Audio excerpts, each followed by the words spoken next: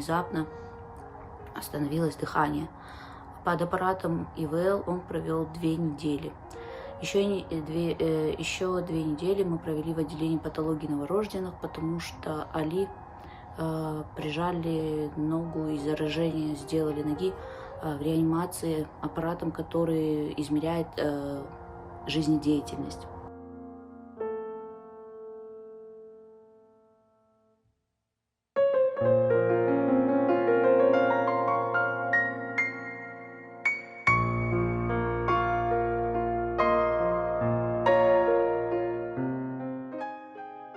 Всегда сопровождала нас проблема с сложностями в дыхании.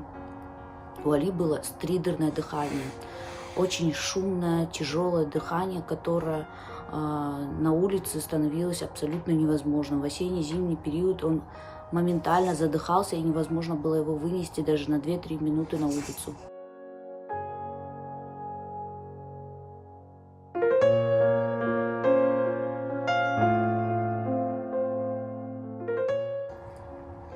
Мы постоянно занимались его лечением. Мы посещали платных врачей, бесплатных, и государственных, и частных клиниках, и везде говорили, что пройдет само собой. Ждите. А к году мы решили показать Али врачам в Турции, потому что он у нас не ходил, и не сидел, и не ползал.